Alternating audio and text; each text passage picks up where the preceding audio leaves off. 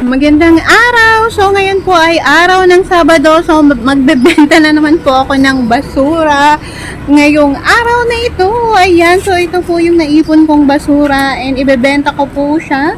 So ano lang po ito, medyo magaang lang, wala po kasi masyadong bote at ano yun, bakal.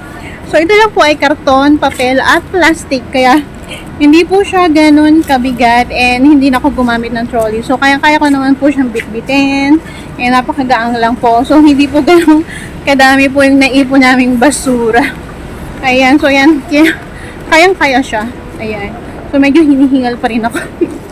Ayan. So, ito yung naipon lang naming basura sa araw, sa isang linggo po yan. So, every Saturday po kasi ako nagbebenta ng basura. And ito lang po sa ngayon. So, ayan.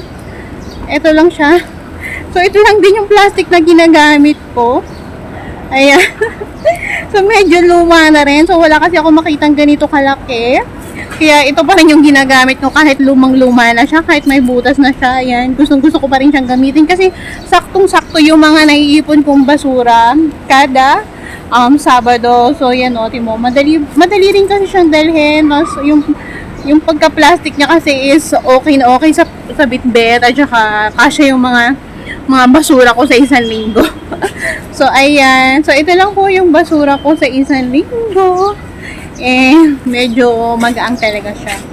Ayan. So, nasanay na rin po ako na mag-ipon ng basura kasi laking tulong din po sa amo ko. At syempre, balita rin po kasi na magbabayad na sila ng basura by next month or parang yun po yung next na pinag-aanuhan po dito sa Hong Kong na kada basura po ay babayaran na po. So, kaya kailangan po namin magtipid or ang tawag nito, pauntiin po yung basura sa pamagitan po ng pagbebenta po nito.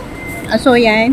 So, yung matitira po naming basura na hindi na pwedeng ibenta, so, yun lang po yung pwedeng bayaran. So, hindi pa naman po siya na-aaprubahan. Pero possible po yun na magkaroon daw po na magkakaroon na po ng bayad yung basurang itatapon po.